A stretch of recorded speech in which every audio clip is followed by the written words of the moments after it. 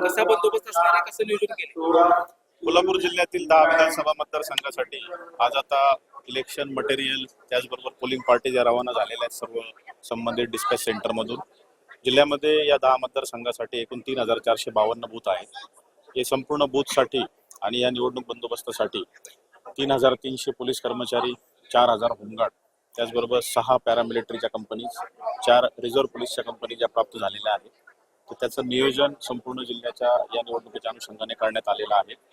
त्याचबरोबर पोलीस विभागातर्फे 10 मतदारसंघांची विभागणी 139 सेक्टरमध्ये केलेली आहे, ज्यामध्ये स्वतंत्र वाहनाद्वारे पोलीस अधिकारी व कर्मचारी हे त्यामध्ये पेट्रोलिंग करतील व संबंधित सेक्टरमधील बूथला देखील व्हिजिट करतील.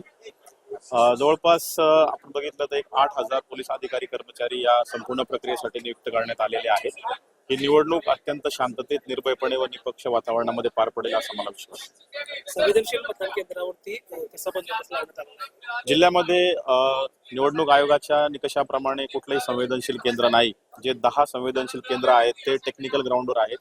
मागच्या निवडणुकीमध्ये 90% अधिक झालेलं मतदान आणि 90% पैकी 75% किंवा त्यापेक्षा अधिक मतदान एका उमेदवाराला झालेलं अशा क्रायटेरियामधले आहेत. तरी देखील मागील ज्या निवडणुकांचा अनुभव आहे त्याचबरोबर जे उमेदवार शेवटच्या 72 तासामध्ये एक वरील लिस्ट रिटर्निंग ऑफिसरला देतात, अशा मतदान केंद्रांवर देखील विशेष लक्ष दिलेलं आहे. त्या ठिकाणी परिसर बंदोबस्त असेल, वारंवार पेट्रोलिंग करणं असेल, त्याचबरोबर जे अतिरिक्त मनुष्यबळ, रिझर्व्ह मनुष्यबळ आमच्याकडे उपलब्ध होतं, ते अतिरिक्त मनुष्यबळ देखील त्या ठिकाणी तैनात केलेलं आहे. काल झालेला हल्ला एका उमेदवारावर, त्याचं काय पुढे?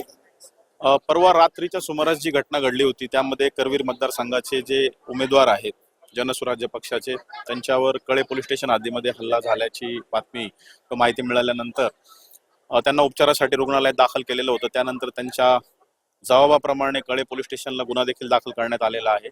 सदर घटनास्थळाची मी असेल, ॲडिशनल SP असतील, त्याचबरोबर सगळ्या वरिष्ठ अधिकाऱ्यांनी देखील पाहणी केलेली आहे. विविध अँगल तक्रारदारांकडून देखील माहिती घेतलेली आहे. त्यामध्ये पोलीस स्टेशनचं एक पथक आणि स्थानिक गुन्हे शाखेची 3 पथकं तैनात केलेली आहेत. लवकरच हा गुन्हा उघडकीस येईल आणि नेमकं कारण काय होतं हल्ल्यामागचं ते स्पष्ट होईल. साहेब, अनेक ठिकाणी आचारसंहितेचे नियम भंग झालेले आहेत प्रचारादरम्यान. अशा वेळेला पुढे काय कारवाई असणार आहे? असे किती गुन्हे आतापर्यंत जिल्ह्यामध्ये 10 दखलपात्र व 16 अदखलपात्र गुन्हे आपण दाखल केलेले आहेत. जे अदखलपात्र गुन्हे असतात त्यामध्ये मान्य न्यायालयाची परवानगी घेऊन तपास देखील सुरू करण्यात आलेला आहे. लवकरच ही निवडणूक आता प्रक्रिया 23 तारखेला पार पडेल मतमोजणीनंतर, आणि लवकरच आता या संपूर्ण दखलपात्र आणि अदखलपात्र गुन्ह्यामध्ये जे आरोपी आहेत त्यांच्यावर प्रतिबंधक कारवाई तात्काळ करण्यात आलेली आहे आणि निवडणूक संपल्यावर तात्काळ सदर आरोपींविरुद्ध दोषारोपपत्र देखील दाखल करण्यात